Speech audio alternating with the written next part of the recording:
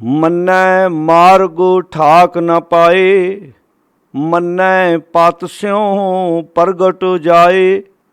मन्नै मग न चलै पंथ, मन्नै धर्म सेती सन बंद।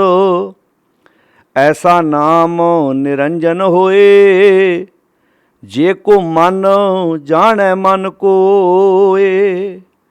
वाहिगुरू जी का खालसा, वाहिगुरू जी की फतेह। गुरु प्यारी साध संगत जी, जप बाणी की चल रही लड़ीवार विचार विच आपां 13 नंबर पौड़ी तक विचार सरवण कर चुके हाँ। अज आपां 14 नंबर पौड़ी का पाठ सरवण किया है। जिमें कि आपां पहलियां पौड़ियां विच सरवण कर चुके हाँ कि धन गुरु नानक साहिब सच्चे पातशाह महाराज जी ने सानू किवें उस सचियारे का रूप बनने वास्ते सिक्ख्यावां बख्शिश कीतियां ने। बहुत सोहणे उपदेश जिहड़े असीं अपनी रोज़मर्रा की जिंदगी विच कमा सकते हाँ, अपनी जिंदगी विच वो उपदेश लिया सकते हाँ तो अपनी जिंदगी नूं खूबसूरत बना सकते हाँ। जिवें कि आपां पहलियां पौड़ियां विच विचार करते आ रहे हैं कि पौड़ियां दियां आपां जिहड़ियां अखीरलियां तुकां ने उत्थों विचार आरंभ करते हाँ। तो जिहड़ियां पहलियां पौड़ियां ने 8, 9, 10 ते 11 उन्हां दियां भी जिहड़ियां अखीरलियां 2 तुकां सन वो सेम सन। नानक भगतां सदा विगास, सुने दुख पाप का नास। तो जिहड़ियां ये पौड़ियां ने जिन्हां विच आपां सरवण कर चुके हैं 12, 13, 14 ते 15 नंबर पौड़ी, ये भी 4 पौड़ियां दियां जिहड़ियां अखीरलियां तुकां ने वो सेम ने कि ऐसा नाम निरंजन होए, जे को मन जाने मन कोए। तो गुरुदेव पिता महाराज जी ने 12 नंबर पौड़ी में जो विचार बख्शिश की सी कि मन्ने की गात कही ना जाए, जे को कहे पिछे पछताए। जिसने अपने गुरु की गल नूं सुन के समझ के मन लिया है, उहदी अवस्था नूं कोई लफ्ज़ां द्वारा बयान नहीं कर सकता। कोई पेपर की हिक ते कागज़ की हिक ते 2 शब्द लिख के कोशिश करे कि मैं उस अवस्था नूं शब्दां द्वारा लिखण द्वारा बयान कर सकां, पातशाह कहंदे ये भी अतकथनी होएगी। तो कितनी प्यारी गल है, जे मनण वाले की गल नहीं बयान की जा सकती तो जिहदी गल मननी है ਉਹਦੇ बारे तो गुरुदेव कह ही चुके भी अंत कारण केते बिलना है ताकि अंत ना पाए जाए। तो साहिब सच्चे पातशाह महाराज जी ने जिहड़ी इत्थे 14 नंबर पौड़ी विच विचार बख्शिश की, आपां फिर अखीरलियां तुकां तो गल लेने भी ऐसा नाम परमेश्वर का जो नाम है जानी कि सच है, निरंजन होए, जिहड़ा आप वो निरंजन कालख तो रहत है, अंजन तो रहत है। ऐसा नाम निरंजन होए, जे को मन, जे कोई अपने मन विच जाने मन को इस गल नूं मन लवे, पक्कियां कर लवे, क्योंकि गल मन की बार बार आ रही है। तन भावें साढ़े सामने दिसदा है पर गल मेन मन की है। तन करके तो बंदा बहुत बारी जो बोल रहा अंदर गल हुंदी नहीं। बाणी च बार बार शब्द वरते, दिलों मुहब्बत जिन सही सचिया जिन मन होर। जरूरी नहीं जो तुहाडी जुबान बोलती मन विच भी ओह गल होवे। जिन मन होर मुख होर से कांढे कच्चे आ, जा रहत अवर कश अवर कमावत, मन नहीं प्रीत मुखों गंढ लावत। मन विच प्रीत नहीं पर मुखों कहंदा। बहुत बारी असीं आपां गुरु की गल एक साइड ते कर दईए। रिश्तियां विच भी कई वारी हुंदा भी बंदा मनों नहीं उस रिश्ते नूं निभाउणा चाहुंदा, मनों नहीं अपने दोस्त नाल वो दोस्ती रखना चाहुंदा, पर वो मूँह तो कदी नहीं ये गल कहिंदा। उन्हें पता जे मैं इंज कहा तो मेरा विगाड़ खड़ा हो जाना है। तो रहत अवर ये गल कली गुरु परमेश्वर नाल ही नहीं है, संसार ते भी हुंदा। रहत अवर कश अवर कमावत, मन नहीं प्रीत। संसारी रिश्तियां भी कई बार ऐसा हुंदा भी मन विच प्यार नहीं हुंदा, बस बद्धा चिट्टी निभाई जा रही हुंदी है गल। ठीक है, समाज नूं मुख रख के तुरया जांदा है काम। एक हुंदा अंदरों चाह नाल भी नहीं मैं माण महसूस करदा, भाई मैनूं माण है अपनी माता ते, अपने पिता ते, अपने भैण भरावां ते, अपने दोस्तां मित्रां ते, अपने पति ते, अपनी पत्नी ते, अपने बच्चियां ते। एक हुंदा अंदरों मान होना, एक होना ठीक है जी हुण निभ रही है, बस ठीक है चली जाता है काम।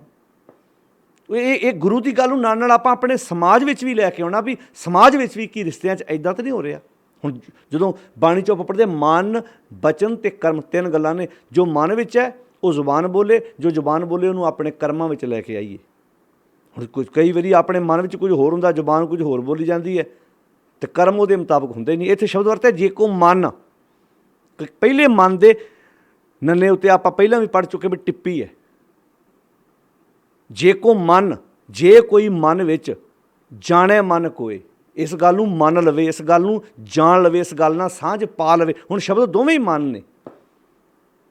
तो पातशाह इत्थे कहंदे जे को मन जाणे मन कोय, तो फिर पहली तुक विच कहंदे ने मन्नै मार्ग ठाक ना पाए। जे कोई मनुख इस गल नूं मन लवे, जान लवे, जे मन लवे तो मार्ग ठाक ना पाए, इहदी जिंदगी के रस्ते विच कोई रुकावट नहीं आएगी, ठाक रोक नहीं आएगी। मार्ग मीनू रस्ता, मन्नै मार्ग ठाक ना पाए, ठाक मीनू रोक। आ जिंदगी विच रुकावटां ने, एक नहीं सैकड़े रुकावटां ने। तो जिंदगी विच रुकावटां खड़ियां किहने कीतियां ने, ये सोचण वाली गल है। जिंदगी विच रुकावट पैदा करने वाला कौन है, ये रुकावटां आईयां कित्थों ने, तो इन्हां रुकावटां नूं दूर किद्दां कीता जा सकदा है। पहिलां तो मार्ग शब्द समझो। जदों असीं बाणी चों पढ़दे हां भूले मार्ग जिने बताया, भुल्ले जांदे नूं मार्ग पा दिता, भुल्ले जांदे नूं सही रस्ते ते तोड़ दिता। हुण एक बंदा वाक करदा सवेरे उठ के, ਉਹਦਾ टारगेट है भी मैं 5 किलोमीटर डेली वाक करदा, 7 किलोमीटर रोज़ वाक करदा, 8 किलोमीटर रोज़ मैं सैर करके आउणा, तुरदा। हुण ਉਹਦੀ मंजिल की है, ਉਹਦੀ मंजिल किसी के घर जाना थोड़ा है। ਉਹਦੀ मंजिल हुंदा मैं सिर्फ घूमना है, इन्ने किलोमीटर मैं रोज़ तुरना। वो अपने घर तो किसी बन्ने नूं भी सवेरे जा सकदा है, किसी बन्ने भी जा सकदा है। ਜਦੋਂ ਉਹਨੂੰ रस्ते 'ਚ कोई पुछे भाई कित्थे ਚੱਲੇ ਆ, ਉਹ ਕੀ जवाब ਦਿੰਦਾ भला, मैं वाक कर रहा जी। पर ਜਦੋਂ ਤੁਸੀਂ टारगेट मिलते जे घरों जाण दा किता भी मैं फलाने पिंड फलाने दे घर जां फलाने शहर फलाने नूं मिलण ਚੱਲੇ ਆ, ਮੰਨ ਲਓ ਤੁਸੀਂ ਘਰੋਂ ਚੱਲ ਪਏ, एक चौंक आया, चौंक 'ਚ रस्ता सी, ਤੁਸੀਂ जिस रस्ते पैना सी ਉਹ रस्ते नहीं पै सके, साइन बोर्ड नहीं सी ਜਾਂ साइन बोर्ड ਵੱਲ ਧਿਆਨ नहीं गया, ਤੁਸੀਂ रस्ते दूजे पै गए। ਤੁਸੀਂ 10 किलोमीटर ਅੱਗੇ ਜਾ ਕੇ ਕਿਸੇ ਨੂੰ ਪੁੱਛਦੇ ਜੇ ਕਿ ਭਾਈ ਮੈਂ ਫਲਾਣੇ ਸ਼ਹਿਰ ਜਾਣਾ ਜਾਂ ਫਲਾਣੇ ਪਿੰਡ ਜਾਣਾ, ਉਹ ਕਹਿੰਦਾ ਭਾਈ ਆਏ ਕਿੱਥੋਂ ਜੇ, ਤੁਸੀਂ ਦੱਸਿਆ ਜੀ मैं फलानी जगह तो आया, वो कहेगा फलाने चौंक तो तुसीं राइट होना सी, तुसीं लैफ्ट हो गए। अगला कहता है ना सानू, क्योंकि आप जो उन्होंने मंजिल दसता मैं फलानी जगह जाना, असीं टारगेट दसता मैं फलानी जगह जाना, वो कहता तुसीं रस्ता भुल गए, उन्हें सानू सही रस्ते पाता। हुण गुरु जी किद्दां सानू भुल्ले जांदे नूं सही रस्ते पाउंदे ने। साडी मंजिल की है, साडी मंजिल है सचियारा बनना। आ चेता रखियो, साडी मंजिल है सचियारे दा रूप बनना। असीं रस्ता खुंझ गए, असीं उजड़े पै गए, असीं उस रस्ते पै गए जिस रस्ते ते असीं सचियारे तो दूर जाना सी, होर हो गए, दूर हो गए। असीं ते कोझे बन गए, कुरखत सुभाਅ बन गया साडा, कूड़ बन गया, कूड़ कपट ਬੰਚ ਨੇ ਮਨਿਆਦਾ ਬਿਨਸ ਗਿਆ ਤਤਕਾਲੇ।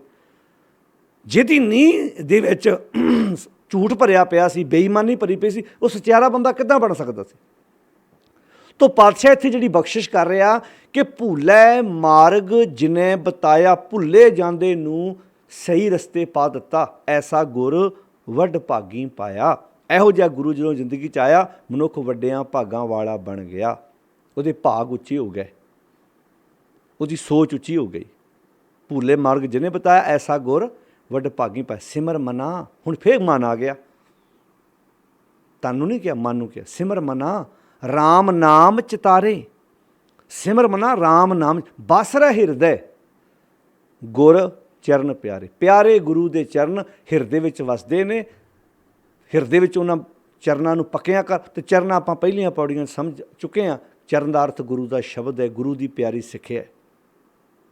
तुसीं गुरबाणी का कोई शब्द पढ़ लो, मन ते है, मन ते केंद्रित है। तां ही तो मान करते हैं असीं कि गुरु नानक साहब जी के प्रथाए जो भाई गुरदास जी ने शब्द वरते सी ना भी जहार पीर जगत गुर बाबा, जगत का बाबा क्यों कहा सी? दुनिया तो बहुत वड्डी है, उसदे पिछे एक वजह सी, क्योंकि बाबे ने मन की गल की है। तो दुनिया के हर इंसान को मन है, जिहदे कोल भी मन है, बाबा इहदा उहदा ही कोई ना कोई लगता है। वो अपनी किसी भी लैंगुएज विच, किसी भी भाषा विच, किसी भी बोली विच जो बाबे की गल सुनेगा, जो बाबे ने गुण दसे ने, तै मान नाल सिर उच्चा चुकदा है कि वाकया गल तो सारी अपने आप नूं सवारन दी कीती हुई है। तो पातशाह कहंदे भुले मार्ग, भुले जांदे नूं मार्ग, टारगेट की सी? सचियारा बनना। मार्ग भुल गया, ये पै गया रस्ते किहड़े ते? काम क्रोध लोभ मोह हंकार वाले ते। उन्हें जिंदगी तबाह कर दी, जिंदगी उजड़े पै गई। तो पातशाह कहंदे भुले मार्ग जिन्हें बताया, ऐसा गुर वड भागी पाया, मन्नै मार्ग ठाक ना पाए। जे कोई मनुख अपने गुरु की गल सुन समझ के मन लवे, जे इत्थे कंडीशन है, जे मन लवे तां मार्ग ठाक ना पाए, इसकी जिंदगी में कोई रुकावट नहीं आएगी, इसकी जिंदगी में कोई खड़ोत नहीं आएगी। अज खड़ोत है, तो एक गल का ख्याल रखना, जेड़ा पानी रुक जाए ਉਹਨੂੰ ਸਾਫ਼ ਕਰਨ ਵਾਸਤੇ ਫਿਰ ਵਿੱਚ ਦਵਾਈ ਪਾਉਣੀ ਪੈਂਦੀ ਸੀ। ਤੁਸੀਂ ਖੂਹਾਂ 'ਚ ਪਹਿਲਾਂ ਲਾਲ ਦਵਾਈਆਂ ਪਾਉਣੀਆਂ ਪੈਂਦੀਆਂ ਸੀ। ਛੱਪੜਾਂ ਦੇ ਪਾਣੀ 'ਚੋਂ ਬਦਬੂ ਆਉਣ ਲੱਗ ਪੈਂਦੀ, ਖਲੋਤੇ ਪਾਣੀ 'ਚੋਂ ਬਦਬੂ ਆਉਣ ਲੱਗ ਪੈਂਦੀ। ਪਰ ਜਿਹੜੇ ਚੱਲਦੇ ਪਾਣੀ ਹੁੰਦੇ ਨੇ, ਚੱਲਦੇ ਦਰਿਆ ਹੁੰਦੇ ਨੇ, ਉਹਨਾਂ 'ਚ ਲਾਸ਼ਾਂ ਰੁੜੀਆਂ ਆਉਂਦੀਆਂ ਨੇ। ਉਹਨਾਂ ਦੇ ਵਿੱਚ ਕਈ ਵਾਰੀ ਸ਼ਹਿਰਾਂ ਦਾ ਗੰਦਾ ਪਾਣੀ ਵੀ ਆਣ ਕੇ ਪੈ ਜਾਂਦਾ ਹੈ। ਪਰ ਉਹ ਪਾਣੀ 2-4 ਕਿਲੋਮੀਟਰ ਜਦੋਂ ਜਾਂਦਾ ਹੈ, ਸਫ਼ਰ ਕਰਦਾ ਹੈ, ਅੱਗੇ ਜਾ ਕੇ ਗੰਦਗੀ ਥੱਲੇ ਬਹਿ ਜਾਂਦੀ ਹੈ, ਪਾਣੀ ਨਿੱਤਰ ਕੇ ਉੱਪਰ ਆ ਜਾਂਦਾ, ਉਹ ਪਾਣੀ ਪੀਣ ਯੋਗ ਬਣ ਜਾਂਦਾ ਹੈ। ਪਾਣੀ ਤੁਰਦਾ ਹੈ ਨਾ, ਸਫ਼ਰ ਕਰਦਾ ਹੈ। ਇੱਦਾਂ ਹੀ ਜਿਸ ਮਨੁੱਖ ਦੇ ਵਿਚਾਰ ਰੁਕ ਜਾਂਦੇ ਨੇ, ਉਹ 'ਚੋਂ ਗੰਦਗੀ ਆਉਂਦੀ ਹੈ, ਬਦਬੂ ਆਉਂਦੀ ਹੈ। ਜਦੋਂ ਵਿਚਾਰ ਤੁਰਦੇ ਨੇ, ਵਿਚਾਰ ਨਵੇਂ, ਜਦੋਂ ਸਾਹਿਬ ਮੇਰਾ ਨੀਤ ਨਵਾਂ, ਅਤੇ ਵਿਚਾਰ ਵੀ ਨਵੇਂ ਨੇ। ਕਿਉਂਕਿ ਸਿੱਖ ਦਾ ਅਰਥ ਕੀ ਹੈ? ਸਿੱਖਣਾ। ਰੋਜ਼ ਸਿੱਖ, ਰੋਜ਼ ਨਵੇਂ ਵਿਚਾਰ ਲੈ, ਰੋਜ਼ ਗੁਰੂ ਦੇ ਉਪਦੇਸ਼ ਨੂੰ ਆਪਣੀ ਜ਼ਿੰਦਗੀ ਵਿੱਚ ਸਮਝਣਾ ਅਤੇ ਵਿਚਾਰਨਾ ਸ਼ੁਰੂ ਕਰ। ਪਾਤਸ਼ਾਹ ਦੀ ਬਾਣੀ ਬਖਸ਼ਿਸ਼ ਕਰਦੀ ਹੈ। ਤੋ ਗੁਰਦੇਵ ਪਿਤਾ ਮਹਾਰਾਜ ਇੱਥੇ ਸਮਝਾਉਂਦੇ ਨੇ, ਮੰਨੈ ਮਾਰਗ ਠਾਕ ਨਾ ਪਾਏ, ਤੇ ਮੰਨੈ ਪਤ ਸਿਉ ਪ੍ਰਗਟ ਜਾਏ। ਪਤ ਮੀਨਿੰਗ ਇੱਜ਼ਤ। ਹੁਣ ਪ੍ਰਗਟ ਤੇ ਚੋਰ ਵੀ ਹੁੰਦਾ ਸਮਾਜ ਵਿੱਚ, ਪ੍ਰਗਟ ਚੰਗੇ ਕੰਮ ਨਾਲ ਵੀ ਹੋਇਆ ਜਾਂਦਾ। ਹੁਣ ਪ੍ਰਗਟ ਕਿੱਦਾਂ ਹੋਣਾ ਹੈ, ਤੁਹਾਡੀ ਮਰਜ਼ੀ ਹੈ। ਆਪਾਂ ਪਹਿਲੀਆਂ ਪੌੜੀਆਂ 'ਚ ਵਿਚਾਰ ਸਰਵਣ ਕਰ ਚੁੱਕੇ ਹਾਂ ਕਿ ਰਾਤੋਂ ਰਾਤ ਵੀ ਮਸ਼ਹੂਰ ਹੋ ਸਕਦਾ ਬੰਦਾ ਬੇਈਮਾਨੀ ਕਰਕੇ, ਬੈਂਕ ਵਿੱਚ ਡਾਕਾ ਮਾਰ ਕੇ, ਉਹਦਾ ਵੀ ਨਾਂ ਸਵੇਰੇ ਅਖਬਾਰਾਂ 'ਚ ਆ ਜਾਣਾ ਹੈ। ਹੁਣ ਇੱਕ ਡਾਕਟਰ ਗੁਰਦੇ ਕੱਢਦਾ, ਜਦੋਂ ਕਿਡਨੀਆਂ ਕੱਢ ਕੇ, ਉਹਦਾ ਵੀ ਨਾਂ ਅਖਬਾਰਾਂ 'ਚ ਆਉਂਦਾ। ਸਭ ਦੁਨੀਆ ਨੂੰ ਪਤਾ ਲੱਗਦਾ ਵੀ ਕੋਈ ਫਲਾਣਾ ਡਾਕਟਰ ਹੈਗਾ। ਕੋਈ ਜੱਜ ਨੇ ਗਲਤ ਫੈਸਲਾ ਸੁਣਾਇਆ ਹੋਵੇ, ਉਹਦਾ ਨਾਂ ਵੀ ਆਉਂਦਾ। ਪਰ ਜਦੋਂ ਕੋਈ ਚੰਗਾ ਕੰਮ ਕਰਦਾ, ਉਹਦਾ ਨਾਂ ਵੀ ਆਉਂਦਾ ਹੈ ਨਾ। ਹੁਣ ਇਹ ਬੰਦੇ 'ਤੇ ਡਿਪੈਂਡ ਕਰਦਾ ਕਿ ਤੂੰ ਇੱਜ਼ਤ ਨਾਲ ਦੁਨੀਆ 'ਤੇ ਪ੍ਰਗਟ ਹੋਣਾ ਹੈ ਕਿ ਮਾੜੇ ਕੰਮਾਂ ਦੁਆਰਾ ਪ੍ਰਗਟ ਹੋਣਾ। ਤੂੰ ਪਾਤਸ਼ਾਹ ਕਹਿੰਦੇ ਮੰਨੈ ਪਤ ਸਿਉ ਪ੍ਰਗਟ ਜਾਏ। ਪਤ ਨਾਲ ਪ੍ਰਗਟ ਹੋਏਗਾ, ਇੱਜ਼ਤ ਨਾਲ ਪ੍ਰਗਟ ਹੋਣਾ। ਇੱਜ਼ਤ, ਕਿਉਂਕਿ ਬਾਣੀ 'ਚ ਲਿਖਿਆ, ਤਿੰਨ ਮੱਤ ਤਿੰਨ ਪਤ ਤਿੰਨ ਧਨ ਪੱਲੇ ਜਿਨ ਹਿਰਦੇ ਰਿਹਾ ਸਮਾਏ। ਤਿੰਨ ਮੱਤ। ਹੁਣ ਜਿਹਦੀ ਮੱਤ ਉੱਚੀ ਹੋਏਗੀ, ਮੱਤ ਕਿਹੜੀ? ਗੁਰੂ ਵੱਲੋਂ, ਮਾਤਾ ਮੱਤ। ਗੁਰੂ ਵੱਲੋਂ ਬਖਸ਼ਿਸ਼ ਕੀਤੀ ਹੋਈ ਸਿੱਖਿਆ ਨੂੰ ਮੱਤ ਆਖਿਆ ਇੱਥੇ। ਤਿੰਨ ਮੱਤ, ਤਿੰਨ ਪਤ, ਪਤ ਮੀਨਿੰਗ ਇੱਜ਼ਤ, ਤਿੰਨ ਧਨ ਪੱਲੇ। ਉਹਨਾਂ ਦੇ ਕੋਲ ਗੁਣਾਂ ਦਾ ਧਨ ਹੈ। ਜਿਨ ਹਿਰਦੇ ਰਿਹਾ ਸਮਾਏ, ਜਿਨ੍ਹਾਂ ਦੇ ਹਿਰਦੇ ਵਿੱਚ ਸੱਚ ਸਮਾਇਆ ਹੋਇਆ ਹੈ, ਜਿਹਨੇ ਆਪਣੇ ਹਿਰਦੇ ਵਿੱਚ ਬੈਠੇ ਉਹ ਸੱਚ ਨਾਲ ਡੂੰਘੀ ਸਾਂਝ ਪਾ ਲਈ, ਜਿਹਨੇ ਉਹ ਕੂੜ ਦੀ ਕੰਧ, ਕੂੜ ਦੀ ਪਾਲ ਨੂੰ ਸੁੱਟ ਦਿੱਤਾ, ਲਾਹ ਦਿੱਤਾ ਪਰਾਂ। ਤੋ ਕਿੰਨੇ ਪਿਆਰੇ ਸ਼ਬਦ ਵਰਤੇ, ਮੰਨੈ ਮਾਰਗ ਠਾਕ ਨਾ ਪਾਏ। ਉਹਦੀ ਜ਼ਿੰਦਗੀ ਦੇ ਇਸ ਰਸਤੇ 'ਤੇ ਜਦੋਂ ਤੁਰਦਾ ਹੈ, ਕੋਈ ਰੁਕਾਵਟ ਨਹੀਂ ਆਉਂਦੀ। ਫਿਰ ਇੱਦਾਂ ਕਹਿੰਦਾ, ਜਿਵੇਂ ਭਗਤ ਰਵਿਦਾਸ ਜੀ ਨੇ ਕਿਹਾ, ਤਿਉਂ ਤਿਉਂ ਸੈਲ ਕਰੈ ਜਿਉਂ ਭਾਵੈ, ਮਹਿਰਮ ਮਹਿਲ ਨਹਿ ਕੋ ਅਟਕਾਵੈ। ਕਹਿ ਰਵਿਦਾਸ ਖਲਾਸ ਚਮਾਰਾ, ਜੋ ਹਮ ਸ਼ਹਿਰੀ ਸੋ ਮੀਤ ਹਮਾਰਾ। ਤਿਉਂ ਤਿਉਂ ਸੈਲ ਕਰੈ ਜਿਉਂ ਭਾਵੈ, ਕਾਇਮ ਦਾਇਮ ਸਦਾ ਪਾਤਸ਼ਾਹੀ। ਕਹਿੰਦੇ ਜਿਸ ਸ਼ਹਿਰ ਦਾ ਮੈਂ ਵਾਸੀ ਹਾਂ ਨਾ, ਉੱਥੋਂ ਦੀ ਪਾਤਸ਼ਾਹੀ ਸਦਾ ਹੀ ਕਾਇਮ ਹੈ, ਸਦਾ ਹੀ ਦਾਇਮ ਹੈ, ਸਦਾ ਹੀ ਰਹਿਣ ਵਾਲੀ ਹੈ। ਕਾਇਮ ਦਾਇਮ ਸਦਾ ਪਾਤਸ਼ਾਹੀ, ਦੋਮ ਨ ਸੇਮ ਏਕ। ਉੱਥੇ ਕਮਾਲ ਦੀ ਗੱਲ ਇਹ ਹੈ, ਉੱਥੇ ਦੂਜਾ ਤੀਜਾ ਦਰਜਾ ਨਹੀਂ ਹੈਗਾ। ਉੱਥੇ ਇਹ ਨਹੀਂ ਵੀ ਇਹਨੂੰ ਜ਼ਿਆਦਾ ਮਾਣ ਮਿਲੇਗਾ, ਇਹਨੂੰ ਘੱਟ ਮਿਲੇਗਾ। ਉੱਥੇ ਗੱਲ ਆਣ ਕੇ ਗੁਣਾਂ 'ਤੇ ਆਣ ਕੇ ਨਿਬੜਨੀ ਹੈ। ਜਿਹੜਾ ਜ਼ਿੰਦਗੀ ਦਾ ਨਿਬੇੜਾ ਹੋਣਾ, ਉੱਥੇ ਗੁਣਾਂ ਦੇ ਆਧਾਰ 'ਤੇ ਜ਼ਿੰਦਗੀ ਦਾ ਨਿਬੇੜਾ ਹੋਣਾ ਹੈ। ਤਾਂ ਪਾਤਸ਼ਾਹ ਇੱਥੇ ਬਖਸ਼ਿਸ਼ ਕਰਦੇ ਨੇ, ਆਓ ਜ਼ਿੰਦਗੀ ਨੂੰ ਸਵਾਰੀਏ। ਮੰਨੈ ਮਾਰਗ ਠਾਕ ਨਾ ਪਾਏ। ਮਾਰਗ ਚੇਤਾ ਰੱਖਣਾ, ਉਹ ਰਸਤਾ ਜਿਸ ਰਸਤੇ 'ਤੇ ਤੁਰ ਕੇ ਮੈਂ ਸਚਿਆਰੇ ਦਾ ਰੂਪ ਬਣਨਾ ਸੀ, ਹੁਣ ਉਸ ਰਸਤੇ 'ਤੇ ਤੁਰਦਿਆਂ ਕੋਈ ਰੁਕਾਵਟ ਨਹੀਂ ਪੈਂਦੀ। ਰੁਕਾਵਟ ਕੌਣ ਪਾਉਂਦਾ? ਰੁਕਾਵਟ ਪਾਉਂਦਾ ਝੂਠ, ਬੇਈਮਾਨੀ, ਠੱਗੀ, ਲੁੱਟ ਖਸੁੱਟ, ਜਿਹੜੀ ਜ਼ਿੰਦਗੀ ਦੇ ਵਿੱਚ ਰੁਕਾਵਟ ਖੜੀ ਕਰਦੇ, ਜਿਹਨੂੰ ਸੱਚਾਈ ਦੇ ਰਸਤੇ 'ਤੇ ਤੁਰਨ 'ਤੇ ਅੱਗੇ ਰੋਕ ਲਾ ਕੇ ਖਲੋਂਦੇ ਨੇ, ਫਿਰ ਰੋਕ ਹਟ ਗਈ, ਪਾਸੇ ਹੋ ਗਈ। ਮੰਨੈ ਮਾਰਗ ਠਾਕ ਨਾ ਪਾਏ, ਤੇ ਮੰਨੈ ਪਤ ਸਿਉ। ਹੁਣ ਕਿਹੜੀ ਚੀਜ਼ ਇੱਜ਼ਤ ਨਹੀਂ ਬਣਦੀ? ਇੱਜ਼ਤ ਨਹੀਂ ਬਣ ਦਿੰਦੀ ਲਾਲਚ। ਹੁਣ ਕਈ ਵਾਰੀ ਬੰਦੇ ਕੋਲ ਪੈਸਾ ਬਹੁਤ ਹੁੰਦਾ, ਪਰ ਲਾਲਚ ਉਹਦੀ ਇੱਜ਼ਤ ਨਹੀਂ ਬਣ ਦਿੰਦਾ, ਲਾਲਚ ਉਹਦੀ ਪਤ ਨਹੀਂ ਹੁੰਦੀ। ਪੈਸਾ ਤਾਂ ਬਹੁਤ ਹੁੰਦਾ, ਗੱਡੀ ਤੇ ਕਰੋੜ ਵਾਲੀ 'ਚ ਉਤਰਦਾ, ਪਰ ਉੱਥੇ ਹੀ ਜਿਹੜੇ ਜਿਸ ਆਫਿਸ ਵਿੱਚ ਕੰਮ ਕਰਦਾ, ਉੱਥੇ ਨੱਕ ਬੁੱਲ ਵੜਦੇ, ਕਹਿੰਦਾ ਭੁਖਾਰੀ ਭਾਈ, ਭੁੱਖਾ ਬੰਦਾ, ਇੱਦਾਂ ਕਹਿੰਦੇ ਹੋ। ਇੱਕ ਬੰਦਾ ਇੱਕ ਬਾਈਕ 'ਤੇ ਆਉਂਦਾ, ਇੱਕ 5-7 ਲੱਖ ਵਾਲੀ ਗੱਡੀ 'ਤੇ ਆਉਂਦਾ, ਕਹਿੰਦੇ ਬੰਦਾ ਰੱਜਿਆ ਭਾਈ, ਬੇਈਮਾਨ ਨਹੀਂ ਕਰਦਾ, ਕਿਸੇ ਦਾ ਨੁਕਸਾਨ ਨਹੀਂ ਕਰਦਾ। ਇਹ ਭਾਵੇਂ ਕਰੋੜ ਦੀ ਗੱਡੀ 'ਤੇ ਆਉਂਦਾ, ਪਰ ਬੰਦਾ ਬੇਈਮਾਨ ਹੈ, ਠੱਗ ਹੈ, ਪੂਰਾ ਕਰਪਟ ਬੰਦਾ ਹੈ।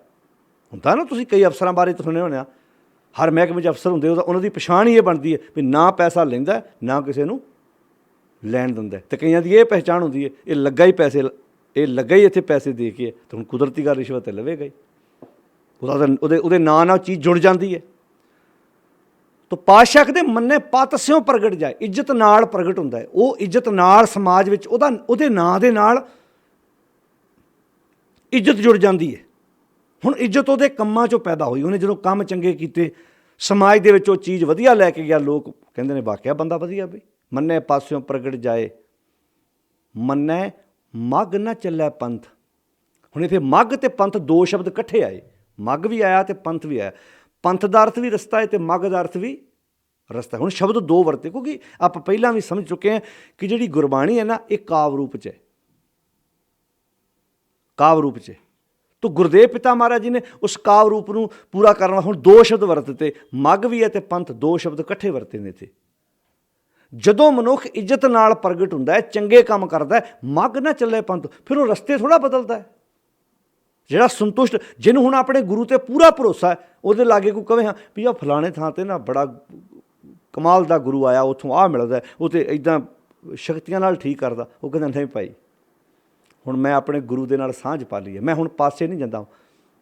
मन्ने मग न चलै पंथ, मन्नै धर्म से तीसन बांध, ਉਹਦਾ ਸੰਬੰਧ ਫਿਰ ਧਰਮ ਨਾਲ ਸਿੱਧਾ ਡਾਇਰੈਕਟ ਜੁੜ ਗਿਆ, ਉਹਦਾ ਸਾਂਝ ਪਾ ਲਈ ਉਹਨੇ। ਮन्नै ਮਾਰਗ ਠਾਕ ਨਾ ਪਾਏ, ਉਹਦੀ ਜ਼ਿੰਦਗੀ 'ਚ ਹੁਣ ਕੋਈ ਵਿਸ਼ਾ ਵਕਾਰ ਰੁਕਾਵਟ ਨਹੀਂ ਪਾਉਂਦਾ, ਉਹ ਸਿੱਧਾ ਐਨ ਸਾਫ ਸਿੱਧਾ ਤੁਰਦਾ। ਕੋਈ ਰੁਕਾਵਟ ਉਹਦੇ ਸਾਹਮਣੇ, ਕੋਈ ਲਾਲਚ ਆਣ ਕੇ ਉਹਨੂੰ ਡੇਗਣ ਦੀ ਕੋਸ਼ਿਸ਼ ਕਰੇ। ਹੁਣ ਇੱਜ਼ਤ ਕਿਹੜੀ ਚੀਜ਼ ਨਹੀਂ ਸੀ ਬਣਦੀ? ਇੱਜ਼ਤ ਨਹੀਂ ਸੀ ਬਣਦਾ ਲਾਲਚ, ਇੱਜ਼ਤ ਨਹੀਂ ਸੀ ਬਣ ਦਿੰਦੇ ਕਾਮ ਵਾਸ਼ਨਾਵਾਂ। ਹੁਣ ਕੋਈ ਕਾਮ ਵਾਸ਼ਨਾਵਾਂ ਸਿਰ ਨੂੰ ਥੋੜ੍ਹਾ ਸਵਾਰ ਹੁੰਦੀਆਂ ਨੇ, ਕੋਈ ਲਾਲਚ ਇੱਦਾਂ ਕੋਈ ਮੋਹ ਆਣ ਕੇ ਅੰਦਰ, ਇਹ ਥੋੜ੍ਹਾ ਕਹਿੰਦਾ ਵੀ ਤੂੰ ਠੱਗੀ ਮਾਰ, ਬੇਈਮਾਨੀ ਕਰ। ਕੋਈ ਹੰਕਾਰ ਇਹ ਥੋੜ੍ਹਾ ਕਹਿੰਦਾ ਵੀ ਉਹ ਤੇਰੇ ਤੋਂ ਨੀਵਾਂ, ਤੂੰ ਉਹਦੇ ਤੋਂ ਉੱਚਾ। ਇਹ ਵਿਸ਼ੇ ਵਕਾਰ ਨੇ ਜਿਹੜੇ ਬੰਦੇ ਨੂੰ ਡੇਗਣ ਦੀ ਕੋਸ਼ਿਸ਼ ਕਰਦੇ, ਜਿਹੜੀ ਸਭ ਕੁਝ ਹੋਣ ਤੋਂ ਬਾਅਦ ਵੀ ਬੰਦੇ ਦੀ ਸਮਾਜ ਵਿੱਚ ਇੱਜ਼ਤ ਨਹੀਂ ਬਣ ਦਿੰਦੇ, ਉਹਦੀ ਸ਼ੋਭਾ ਨਹੀਂ ਬਣ ਦਿੰਦੇ। ਤਾਂ ਪਾਤਸ਼ਾਹ ਕਹਿੰਦੇ ਮੰਨੈ ਮਾਰਗ ਠਾਕ ਨਾ ਪਾਏ ਤੇ ਮੰਨੈ ਪਤ ਸਿਉ। ਹੁਣ ਸ਼ਬਦ ਦੇਖੋ, ਪਤ ਸਿਉ, ਇੱਜ਼ਤ ਸਿਉ, ਇੱਜ਼ਤ ਨਾਲ। ਮੰਨੈ ਪਤ ਸਿਉ ਪ੍ਰਗਟ ਜਾਏ, ਪਤ ਨਾਲ, ਇੱਜ਼ਤ ਨਾਲ ਉਹ ਸਮਾਜ ਵਿੱਚ ਪ੍ਰਗਟ ਹੁੰਦਾ ਹੈ, ਉਹਦੀ ਸ਼ੋਭਾ ਹੁੰਦੀ ਇੱਜ਼ਤ ਨਾਲ। ਕਿਉਂ? ਕਿਉਂਕਿ ਉਸ ਰਸਤੇ 'ਤੇ ਤੁਰਿਆ, ਜਿਸ ਉਸ ਰਸਤੇ 'ਤੇ ਤੁਰਿਆ ਉਹਨੇ ਸੱਚਿਆਰੇ ਦਾ ਰੂਪ ਬਣ ਜਾਣਾ ਹੈ ਅਤੇ ਸਮਾਜ 'ਚ ਸ਼ੋਭਾ ਹੋਣੀ ਹੈ। ਸੱਚੇ ਮਾਰਗ ਚੱਲਦਿਆਂ ਉਸਤਤ ਕਰੈ ਜਹਾਨ। ਸੱਚੇ ਮਾਰਗ, ਹੁਣ ਮਾਰਗ ਤੇ ਮਾਰਗ ਹੀ ਹੁੰਦਾ, ਰਸਤਾ ਤੇ ਰਸਤਾ ਹੀ। ਪੈਰਾਂ ਨਾਲ ਤੇ ਤੁਰਨਾ ਹੀ ਹੈ, ਗਲਤ ਬੰਨੇ ਵੀ ਪੈਰ ਹੀ ਤੁਰਨੇ, ਚੰਗੇ ਬੰਨੇ ਵੀ ਪੈਰ ਤੁਰਨੇ, ਪਰ ਤੋਰਨਾ ਸਾਡੇ ਅੰਦਰ ਦੇ ਖਿਆਲਾਂ ਨੇ, ਅੰਦਰ ਦੇ ਵਿਚਾਰਾਂ ਨੇ। ਮੰਨੇ ਪਤ ਸਿਉ ਪ੍ਰਗਟ ਜਾਏ, ਮੰਨੇ ਮੱਘ ਨਾ ਚੱਲੇ ਪੰਥ। ਇੱਥੇ ਮੱਘ ਪੰਥ ਦਾ ਅਰਥ ਹੈ ਉਹ ਵੱਖ ਵੱਖ ਮਜ਼ਹਬਾਂ ਦੇ ਰਸਤਿਆਂ 'ਤੇ ਫਿਰ ਨਹੀਂ ਤੁਰਦਾ।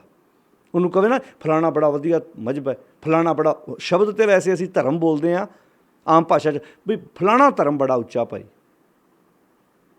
ਧਰਮ ਇੱਕੋ ਹੀ ਹੈ, ਚੰਗਾ ਇਨਸਾਨ ਬਣਨਾ। ਉਹ ਫਿਰ ਇੱਦਾਂ ਨਹੀਂ ਕਹਿੰਦਾ ਉਹਨੂੰ ਐਂਦੀ ਪੰਜਾਬੀ ਭਾਸ਼ਾ ਜੇ ਆਪਾਂ ਗੱਲ ਕਰੀਏ, ਉਹਨੂੰ ਦੂਜੇ ਦੀ ਥਾਲੀ 'ਚ ਫਿਰ ਲੱਡੂ ਵੱਡਾ ਨਹੀਂ ਲੱਗਦਾ। ਜਿਵੇਂ ਆਮ ਸਾਡੀ ਕਹਾਵਤ ਹੁੰਦੀ ਨਾ ਵੀ ਦੂਜੇ ਦੀ ਥਾਲੀ 'ਚ ਲੱਡੂ ਵੱਡਾ ਲੱਗਦਾ, ਵੀ ਉਹਦੀ ਥਾਲੀ 'ਚ ਲੱਡੂ ਵੱਡਾ ਪਿਆ, ਇੱਦਾਂ ਲੱਗਦਾ ਨਾ ਵੀ ਉਹ ਮਜ਼ਹਬ ਚੰਗਾ ਵਾ। ਜਿਵੇਂ ਕਈ ਵਾਰੀ ਕ੍ਰਿਸਚਨ ਨੂੰ ਲੱਗੀ ਜਾਂਦਾ ਆਹ ਵਧੀਆ, ਸਾਡਿਆਂ ਨੂੰ ਲੱਗੀ ਜਾਂਦਾ ਉਹ ਵਧੀਆ। ਸੱਚਾਈ ਹੈ ਜਦੋਂ ਗੱਲ ਪੱਕੀ ਹੋ ਗਈ, ਉਹ ਕਹਿੰਦਾ ਇਹ ਤੋਂ ਉੱਤੇ ਕੱਖ ਨਹੀਂ ਪਾਈ। ਸਵਾਦ ਹੈ ਇੱਥੇ, ਮੈਨੂੰ ਇੱਥੇ ਮੈਂ ਮਾਣ ਮਹਿਸੂਸ ਕਰਦਾ। ਅਤੇ ਵੈਸੇ ਧੱਕੇ ਨਾਲ ਤੁਸੀਂ ਕਿਸੇ ਨੂੰ ਪ੍ਰੇਰ ਵੀ ਨਹੀਂ ਸਕਦੇ। ਇਹ ਅਕਸਰ ਮੈਂ ਕਈ ਵਾਰੀ ਸੈਂਕੜੇ ਵਾਰ ਸਟੇਜਾਂ 'ਤੇ ਗੱਲ ਕਹੀ ਹੈ ਵੀ ਜਿਹੜਾ ਕਸਟਮਰ ਹੈ ਨਾ, ਜਿਹੜਾ ਗਾਹਕ ਹੈ, ਗਾਹਕ ਬਣਾਇਆ ਨਹੀਂ ਜਾਂਦਾ, ਗਾਹਕ ਬਣਿਆ ਜਾਂਦਾ। ਤੁਸੀਂ ਧੱਕੇ ਨਾਲ ਕਿਸੇ ਨੂੰ ਗਾਹਕ ਕਿੱਦਾਂ ਬਣਾ ਦਿਓਗੇ? ਅਗਲਾ ਦੁਕਾਨ ਖੋਲ੍ਹ ਕੇ ਬੈਠਾ ਹੈ। ਹੁਣ ਹਾਈਵੇ 'ਤੇ ਕਿੰਨੇ ਰੈਸਟੋਰੈਂਟ ਨੇ, ਹਰ ਰੈਸਟੋਰੈਂਟ ਵਾਲਾ ਇਹੋ ਹੀ ਚਾਹੁੰਦਾ ਵੀ ਜਿੰਨੀਆਂ ਗੱਡੀਆਂ ਇੱਥੋਂ ਦੀ ਲੰਘਦੀਆਂ ਨੇ ਨਾ, ਹਰ ਗੱਡੀ ਵਾਲਾ ਖਾਣਾ ਇੱਥੋਂ ਖਾ ਕੇ ਜਾਏ। ਪਰ ਇੰਝ ਹੁੰਦਾ? ਜੇ ਇੰਝ ਹੁੰਦਾ ਹੋਵੇ ਤਾਂ ਫਿਰ ਤਾਂ ਬੰਦਾ ਸਵੇਰ ਦਾ ਖਾਣਾ ਬਣਿਆ ਮਿੰਟਾਂ ਸਕਿੰਟਾਂ ਵਿੱਚ, ਕਿਤੇ 2 ਘੰਟਿਆਂ 'ਚ ਸਾਰਾ ਰੈਸਟੋਰੈਂਟ ਦਾ ਖਾਣਾ ਵਿਕ ਜੇ। ਹਰ ਪੈਟਰੋਲ ਪੰਪ ਵਾਲਾ ਚਾਹੁੰਦਾ ਵੀ ਜਿੰਨੀਆਂ ਗੱਡੀਆਂ ਇਸ ਹਾਈਵੇ ਤੋਂ ਲੰਘਦੀਆਂ ਨੇ, ਹਰ ਪੈਟਰੋਲ ਪੰਪ ਵਾਲਾ ਹਰ ਗੱਡੀ ਲੰਘਣ ਵਾਲਾ ਮੇਰੇ ਪੈਟਰੋਲ ਪੰਪ ਤੋਂ ਤੇਲ ਪਵਾਏ। ਉਹਨੇ ਕਈ ਵਾਰੀ ਲਿਖ ਕੇ ਵੀ ਲਾਇਆ ਹੁੰਦਾ ਸ਼ਹਿਰ ਨਾਲੋਂ ਇੰਨੇ ਪੈਸੇ ਘੱਟ। ਕੀ ਇੰਝ ਹੁੰਦਾ? ਕੱਪੜੇ ਦੀ ਦੁਕਾਨ ਹੈ ਬਹੁਤ ਵੱਡੀ, ਹਰ ਕੱਪੜੇ ਵਾਲਾ ਚਾਹੁੰਦਾ ਜਿੰਨੇ ਬਾਜ਼ਾਰ 'ਚੋਂ ਲੰਘਣ ਵਾਲੇ ਨੇ ਹੁੰਦੇ ਵੀ। ਤੁਸੀਂ ਕਈ ਵਾਰੀ ਵੇਖਿਆ ਹੁੰਦਾ ਰੈਸਟੋਰੈਂਟ ਵਾਲੇ, ਕੱਪੜੇ ਵਾਲੇ, ਹਰ ਬੰਦਾ ਆਪਣੇ ਬਾਹਰ ਬੰਦੇ ਵੀ ਖਿਲਾਰਦੇ ਨੇ ਵੀ ਇੱਥੋਂ ਆਹ ਜੀ ਆ ਕੱਪੜਾ ਨਵਾਂ ਆਇਆ ਜੀ, ਆਹ ਖਾਣਾ ਵੇਖੋ ਜੀ, ਇੱਥੋਂ ਜੀ ਆਹ ਤੇਲ ਦੂਜਿਆਂ ਪੈਟਰੋਲ ਪੰਪਾਂ ਨਾਲੋਂ ਸਸਤਾ ਹੈ। ਪਰ ਕੀ ਉਹ ਧੱਕੇ ਨਾਲ ਕਿਸੇ ਨੂੰ ਆਪਣੇ ਪੈਟਰੋਲ ਪੰਪ 'ਤੇ, ਆਪਣੇ ਸਟੋਰ 'ਤੇ, ਆਪਣੀ ਦੁਕਾਨ 'ਤੇ ਖੜ੍ਹ ਸਕਦੇ ਨੇ? ਗਾਹਕ ਨੇ ਆਪ ਜਾਣਾ ਹੈ। ਆ ਪਿੰਡਾਂ ਸਬਜ਼ੀਆਂ ਵੇਚਣ ਵਾਲੇ ਆਉਂਦੇ ਨੇ, ਉਹ ਤਾਂ ਚਾਹੇਗਾ ਵੀ ਆ ਇੱਕ ਗਲੀ 'ਚ ਮੇਰੀ ਸਬਜ਼ੀ ਵਿਕ ਜੇ, ਉਹ ਹੋਕਾ ਦੇਈ ਜਾਂਦਾ। ਲੈਣ ਵਾਲੇ ਦੀ ਮਰਜ਼ੀ ਹੈ। ਕਈ ਵਾਰੀ ਰੇਟ ਪੁੱਛ ਕੇ ਅਗਲੇ ਅੱਗੇ ਵੀ ਤੁਰ ਪੈਂਦੇ ਨੇ। ਇੱਦਾਂ ਹੀ ਇਹ ਸੱਚ ਦਾ ਹੱਟ ਹੈ, ਇੱਥੇ ਬਹੁਤ ਤੇ ਰੇਟ ਪੁੱਛਣ ਹੀ ਆਉਂਦੇ ਨੇ। ਤਾਂ ਹੀ ਬਾਬੇ ਕਬੀਰ ਨੂੰ ਕਹਿਣਾ ਪਿਆ ਸੀ ਨਾ ਵੀ ਨਹੀਂ ਪੱਟਣ ਨਹੀਂ ਪਾਰਕੂ, ਨਹੀਂ ਗਾਹਕ ਨਹੀਂ ਮੋਲ। ਤਾਂ ਹੀ ਆਖਿਆ ਸੀ ਨਾ ਰਾਮ ਪਦਾਰਥ ਪਾਏ ਕਿ ਕਬੀਰਾ ਗਾਂਠ ਨਾ ਖੋਲ। ਜੇ ਤੈਨੂੰ ਸੱਚ ਦੀ ਸਮਝ ਲੱਗੀ ਤੇ ਐਵੇਂ ਨਾ ਗੰਢਾ ਖੋਲ ਦੇ ਫਿਰ, ਕਿਉਂਕਿ ਨਹੀਂ ਪੱਟਣ, ਨਹੀਂ ਪਾਰਖੂ। ਨਾ ਤੇ ਸ਼ਹਿਰ ਇਹੋ ਜਿਹਾ ਕੋਈ, ਤੇ ਨਾ ਕੋਈ ਪਾਰਖੂ ਆ, ਨਹੀਂ ਗਾਹਕ ਨਹੀਂ ਮੋਲ, ਨਾ ਤੇ ਇਹਦਾ ਕੋਈ ਗਾਹਕ ਹੈ ਤੇ ਨਾ ਕੋਈ ਇੰਨੀ ਕੀਮਤ ਦੇਣ ਨੂੰ ਤਿਆਰ ਹੈ।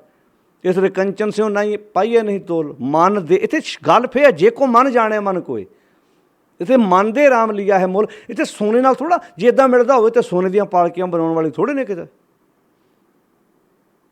ਜੇ ਇੱਦਾਂ ਹੁੰਦਾ ਹੋਵੇ ਤਾਂ ਜਿਨ੍ਹਾਂ ਕੋਲ ਪੈਸੇ ਦੇ ਅੰਬਾਰ ਲੱਗੇ ਪਏ ਨੇ, ਅਗਲਿਆਂ ਨੇ ਧਰਮ ਆਪਣੀ ਤਿਜੋਰੀ 'ਚ ਨਹੀਂ ਸੀ ਬੰਦ ਕਰ ਲੈਣਾ।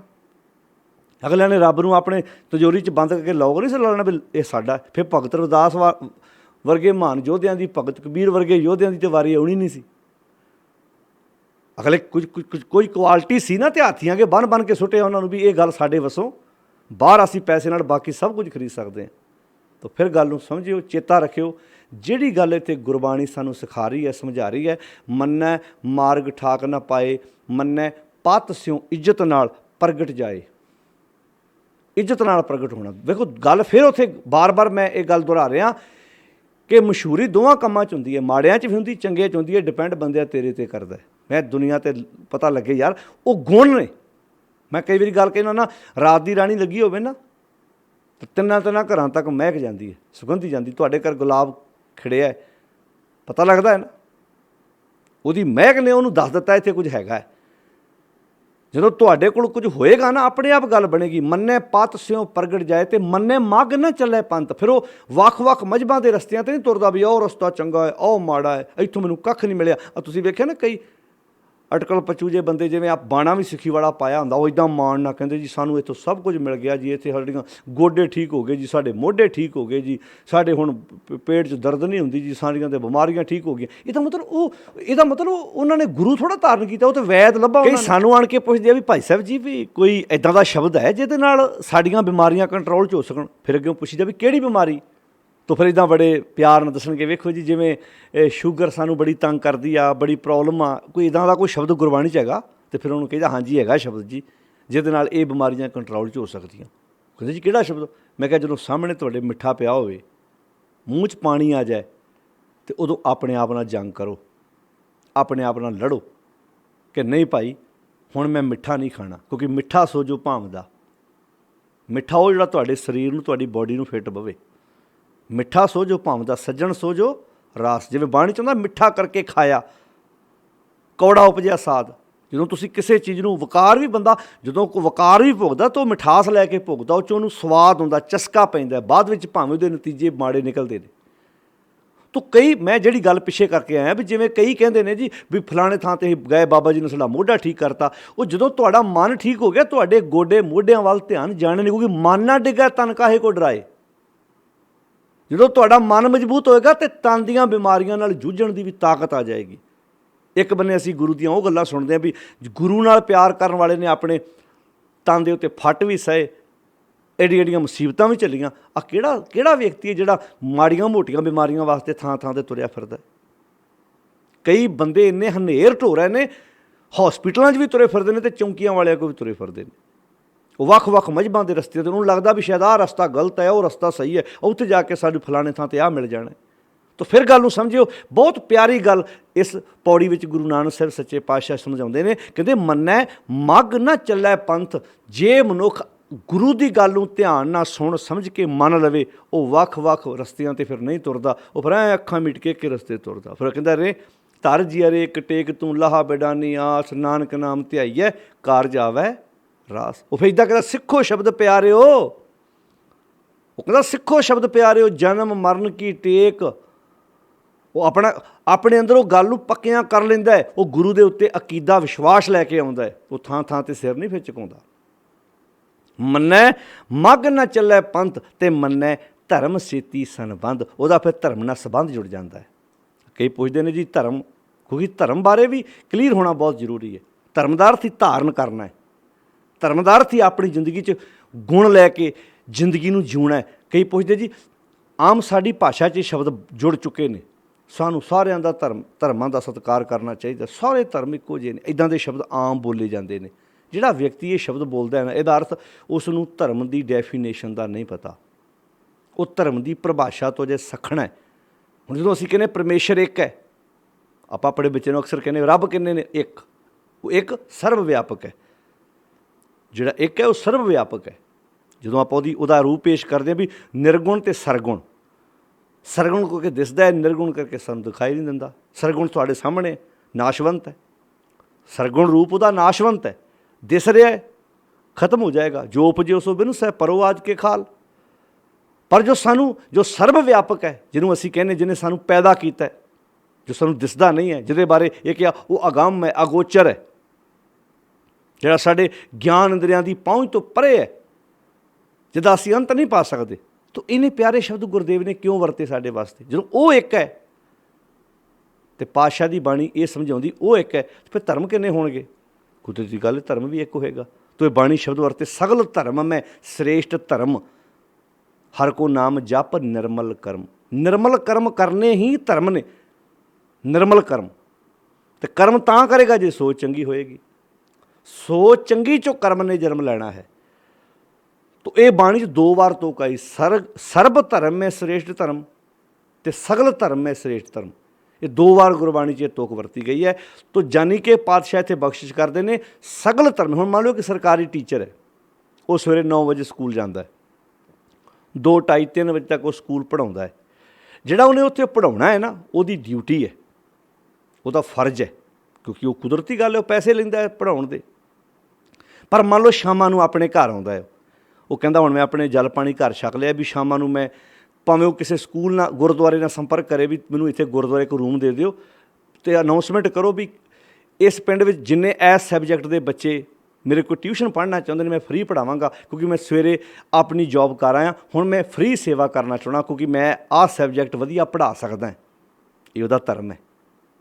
ਉਹ ਆਪਣੀ ਵਿੱਦਿਆ ਨੂੰ ਚੰਗੇ ਕੰਮ ਲਈ ਵਰਤ ਰਿਹਾ, ਉਹਦੇ ਵਿੱਚੋਂ ਫਾਇਦਾ ਲੈ ਸਕਦਾ ਵੀ ਭਾਈ ਵੇਖੋ ਮੈਂ ਸੰਤੁਸ਼ਟੀ ਲੈਣਾ। ਸਵੇਰੇ ਪੜ੍ਹਾਇਆ, ਉਹਦੇ ਪੈਸੇ ਮਿਲੇ, ਆਪਣੇ ਬੱਚਿਆਂ ਲਈ ਲੈ ਗਿਆ, ਪਰ ਜਿਹੜਾ ਸ਼ਾਮਾਂ ਨੂੰ ਉਹਨੇ ਇਹ ਕੰਮ ਕੀਤਾ, ਉਹ 'ਚ ਉਹਨੂੰ ਆਤਮਿਕ ਸੰਤੁਸ਼ਟੀ ਮਿਲਣੀ। ਹੈਗੇ ਨੇ ਕਈ ਟੀਚਰ ਇਹ ਕੰਮ ਕਰਦੇ ਨੇ।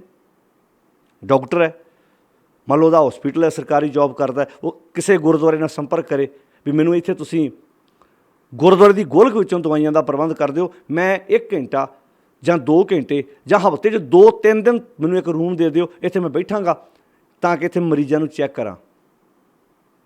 ਜਿਹੜੇ ਨਿੱਕੀਆਂ ਬਿਮਾਰੀਆਂ ਨੇ, ਕਈ ਵਾਰੀ ਗਰੀਬ ਬੰਦੇ ਦੀ ਬਿਮਾਰੀ ਵੱਧਦੀ ਇੰਨੀ ਵਿਗੜ ਜਾਂਦੀ ਹੈ, ਨਾ ਉਹਨੇ ਕੋਈ ਇੰਨੇ ਪੈਸੇ ਹੁੰਦੇ ਨੇ, ਉਹ ਆਪਣੇ ਪਰਿਵਾਰ ਦੇ ਜੀਵ ਤੋਂ ਸਦਾ ਵਾਸਤੇ ਹੱਥ ਧੋ ਬਹਿੰਦੇ ਨੇ। ਕਿਉਂ? ਕਿਉਂਕਿ ਉਹਨਾਂ ਨੂੰ ਵਿਚਾਰਿਆਂ ਨੂੰ ਟਾਈਮ ਨਾਲ ਉਹਨਾਂ ਬਿਮਾਰੀਆਂ ਦਾ ਪਤਾ ਨਹੀਂ ਲੱਗਦਾ। ਜ਼ਰੂਰੀ ਨਹੀਂ ਸੇਵਾ ਕਰਨ ਦਾ ਅਰਥ ਹੈ ਵੀ ਅਸੀਂ ਗੁਰਦੁਆਰੇ ਝਾੜੂ ਪੋਚੇ ਲਾਉਣ ਨੂੰ ਹੀ ਸੇਵਾ ਕਹਿਣੀ ਹੈ। ਹਰ ਬੰਦਾ ਜਿੱਥੇ ਵੀ ਬੈਠਾ ਆਪਣੇ ਉਸ ਗੁਣ ਦੀ ਵਰਤੋਂ ਕਰੇ, ਵੀ ਇੱਕ ਸਮਾਜ ਦੀ ਬੜੀ ਵੱਡੀ ਸੇਵਾ ਹੈ। ਤੋ ਧਰਮ ਸੇਤੀ ਸੰਬੰਧ, ਫਿਰ ਜਦੋਂ ਕੋਈ ਗੁਰੂ ਦੀ ਗੱਲ ਮੰਨਦਾ ਧਰਮ ਸੇਤੀ ਸੰਬੰਧ, ਉਹਦਾ ਫਿਰ ਆਪਣੇ ਧਰਮ ਨਾਲ ਸੰਬੰਧ ਜੁੜਦਾ। ਉਹ ਫਿਰ ਆਪਣੀ ਜ਼ਿੰਦਗੀ 'ਚੋਂ ਦੀਨ ਧਰਮ ਛੱਡਦਾ ਨਹੀਂ। ਤੋ ਕਈ ਸਵਾਲ ਕਰਦੇ ਧਰਮ ਹੀ ਹੋਣਾ ਜ਼ਰੂਰੀ ਹੈ ਜੀ, ਧਰਮ ਜ਼ਿੰਦਗੀ ਜ਼ਰੂਰੀ ਹੈ। ਜਿਹੜਾ ਕੁਐਸਚਨ ਇਹ ਕਰਦਾ ਨਾ, ਇਹਦਾ ਅਰਥ ਉਹ ਧਰਮ ਦੀ ਡੈਫੀਨੇਸ਼ਨ ਤੋਂ ਇਹ ਸਕਣਾ, ਕਿਉਂਕਿ ਉਹਨਾਂ ਮੁਤਾਬਕ ਧਰਮ ਮਾੜਾ ਫੇਰ ਨਹੀਂ ਹੈ। ਉਹ ਵੀ ਸੱਚੇ ਨੇ, ਕਿਉਂਕਿ ਦਿਮਾਗ 'ਚ ਸਾਡੇ ਗੱਲਾਂ ਐਸੀਆਂ ਪਾ ਦਿੱਤੀਆਂ ਗਈਆਂ ਨੇ ਵੀ ਮਾੜਾ ਫੇਰ ਨਹੀਂ ਧਰਮ ਹੈ, ਤਿਲਕ ਲਾਉਣਾ ਧਰਮ ਹੈ, ਸ਼ਾਇਦ ਇਹ ਧਾਰਮਿਕ ਚਿੰਨ੍ਹ ਧਾਰਨ ਕਰਨੇ ਹੀ ਧਰਮ ਨੇ। ਮਾਫ਼ ਕਰਨਾ, ਇਹ ਗੱਲ ਕਲੀਅਰ ਕਹਿ ਦਿਆਂ। ਜੇ ਆਪਾਂ ਇਹ ਕਹੀਏ ਵੀ ਮੈਂ ਹੁਣ ਗਾਤਰਾ ਪਾ ਲਿਆ, ਮੈਂ ਕੜਾ ਪਾ ਲਿਆ, ਮੈਂ ਤਾਂ ਧਰਮੀ ਬਣ ਗਿਆ। ਜੇ ਗੁਰਦੇਵ ਪਿਤਾ ਮਹਾਰਾਜ ਜਨੇਊ ਧਾਰੂ ਨੂੰ ਇਹ ਸ਼ਬਦ ਬੋਲ ਰਹੇ ਨੇ ਵੀ ਦਇਆ ਕਪਾ ਸੰਤੋਖ ਸੂਤ ਜਤ ਗੰਢੀ ਸੱਤ ਵਟ, ਇਹ ਜਨੇਊ ਜੀ ਕਹਾਈ ਤਾਂ ਪਾਂਡੇ ਘੱਤ, ਇਹ ਉਹਨਾਂ 'ਤੇ ਵੀ ਢੁਕਦਾ ਹੈ। ਉਹ ਠੀਕ ਹੈ, 2-4% ਸਾਰਿਆਂ ਵਿੱਚ ਹੀ ਇੱਦਾਂ ਦੇ ਵਿਅਕਤੀ ਹੁੰਦੇ ਨੇ। ਹੁਣ ਮੰਨ ਲਓ ਇਹ ਨਹੀਂ ਵੀ ਕਿਸੇ ਨੇ ਕੋਈ ਕਕਾਰ ਪਾ ਲੇ ਅਤੇ ਉਹਨੂੰ ਹੁਣ ਲਾਇਸੈਂਸ ਮਿਲ ਗਿਆ ਅਤੇ ਉਹ ਗੁਰੂ ਦਾ ਸਿੱਖ ਬਣ ਗਿਆ। ਨਹੀਂ, ਕਕਾਰ ਧਾਰਨ ਕਰਨ ਵਾਲੇ ਕਈ ਵਾਰੀ ਚੋਰੀਆਂ ਕਰਦੇ ਵੀ ਫੜੇ ਜਾਂਦੇ ਨੇ, ਪਰ ਤੁਸੀਂ ਇੱਕ ਚੋਰੀ ਕਰਦੇ ਫੜਨ ਵਾਲੇ ਨੂੰ ਵੇਖ ਕੇ ਇਹ ਨਹੀਂ ਕਹਿ ਸਕਦੇ ਸਾਰੀ ਕੌਮ ਹੀ ਇੱਦਾਂ ਦੀ ਹੈ। ਇਹ ਵੀ ਨਾਲ ਚੇਤਾ ਰੱਖਣਾ। ਮੰਨ ਲਓ ਕਿ ਇੱਕ ਬੰਦਾ ਗਲਤ ਕੰਮ, ਹੁਣ ਇੱਕ ਡਾਕਟਰ ਗੁਰਦੇ ਕੱਢਦਾ ਫੜਿਆ ਜਾਂਦਾ, ਉਹਨੂੰ ਅਰੈਸਟ ਕਰ ਲੈਂਦੀ ਹੈ ਪੁਲਿਸ, ਸਾਰੇ ਡਾਕਟਰ ਇੱਕੋ ਜਿਹੇ ਨੇ? ਇੱਕ ਪਾਇਲਟ ਕਿਸੇ ਨਾਲ ਰਲ ਕੇ ਉਹ ਪਲੇਨ ਨੂੰ ਕਿਸੇ ਦਾ ਕਿਤੇ ਲੈ ਜਾਂਦਾ, ਸਾਰੇ ਪਾਇਲਟ ਇੱਕੋ ਜਿਹੇ ਨੇ? ਇੱਕ ਮੰਤਰੀ ਕਰਪਸ਼ਨ ਕਰਦਾ ਹੈ, ਉਹ ਸਰਕਾਰੀ ਫੰਡ ਵਿੱਚੋਂ ਪੈਸੇ ਖਾਂਦਾ, ਸਾਰੇ ਮੰਤਰੀ ਇੱਕੋ ਜਿਹੇ ਨੇ? ਚੰਗੇ ਵੀ ਹੋਣਗੇ। ਹਰ ਮਹਿਕਮੇ ਵਿੱਚ ਚੰਗੇ ਮਾੜੇ ਇਨਸਾਨ ਹੁੰਦੇ ਨੇ, ਇਹ 'ਚ ਕੋਈ ਸ਼ੱਕ ਨਹੀਂ। ਤੋ ਗੱਲ ਨੂੰ ਇਹਨਾਂ ਚਿੱਤ ਰੱਖਣਾ।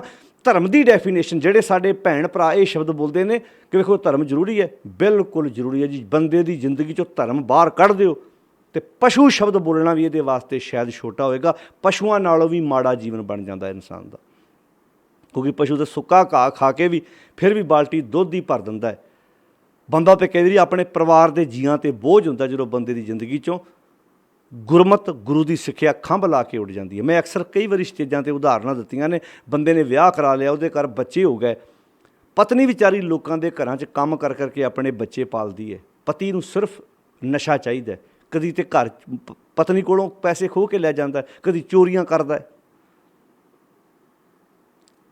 ਬੱਚਿਆਂ ਨੂੰ ਇਹ ਕੋਈ ਲਗਾ ਨਹੀਂ ਆਪਣੇ ਬਾਪ ਨਾਲ, ਪਤਨੀ ਨੂੰ ਕੋਈ ਲਗਾ ਨਹੀਂ। ਕਿਉਂ? ਉਹਨੂੰ ਪਤਾ ਹੈ ਵੀ ਇਹ ਤਾਂ ਬੋਝ ਹੈ, ਇਹਨੇ ਸਾਨੂੰ ਲਿਆ ਕੇ ਕੀ ਦੇਣਾ, ਉਲਟਾ ਬੋਝ ਹੈ। ਹੁਣ ਐਸੇ ਬੰਦੇ ਨੂੰ ਕੋਈ ਪਸ਼ੂ ਕਹਿ ਦੇਵੇ, ਡੰਗਰ ਕਹਿ ਦੇਵੇ, ਤੇ ਲਾਗੇ ਕੋਲ ਖਲੋਤੀ ਮੱਝ ਜੇ ਸੱਚੀ ਬੋਲਦੀ ਹੋਵੇ ਤਾਂ ਉਹ ਕਹੇਗੀ ਨਾ ਵੀ ਇਹਨੂੰ ਪਸ਼ੂ ਕਹਿ ਕੇ ਤੁਸੀਂ ਸਾਡੀ ਬੇਇੱਜ਼ਤੀ ਕੀਤੀ ਹੈ, ਵੀ ਸਾਡਾ ਤੇ ਦੁੱਧ ਵੇਚ ਕੇ ਤੁਸੀਂ ਆਟਾ ਦਾਲ ਲੈ ਕੇ ਆਉਂਦੇ ਹੋ, ਇਹ ਤੇ ਪਰਿਵਾਰ 'ਤੇ ਬੋਝ ਹੈ। ਕਈਆਂ ਕਿਸਾਨਾਂ ਨੇ ਆਪਣੇ ਘਰ ਮੱਝਾਂ ਗਾਵਾਂ ਰੱਖੀਆਂ ਹੁੰਦੀਆਂ ਨੇ, ਉਹਨਾਂ ਮੱਝਾਂ ਗਾਵਾਂ ਦੇ ਦੁੱਧ ਨਾਲ ਬੱਚਿਆਂ ਦੀ ਸਕੂਲ ਦੀ ਫੀਸ, ਘਰਾਂ ਦਾ ਰਾਸ਼ਨ ਲੈ ਕੇ ਉਹ ਪਰਿਵਾਰ ਦੇ ਜੀ ਆਉਂਦੇ ਨੇ, ਘਰਾਂ ਦੇ ਖਰਚੇ ਚੱਲਦੇ ਨੇ, ਘਰਾਂ ਜਿਹੜੇ ਕੱਪੜੇ ਬਣਦੇ ਨੇ ਉਹ ਦੁੱਧ ਵੇਚ ਕੇ ਕੱਪੜੇ ਬਣਦੇ ਨੇ। ਯਾਨੀ ਕਿ ਸਾਰੇ ਘਰ ਦੇ ਖਰਚੇ ਉਸ ਗਾਂ ਮੱਝ ਦੇ ਦੁੱਧ ਤੋਂ ਚੱਲਦੇ ਨੇ।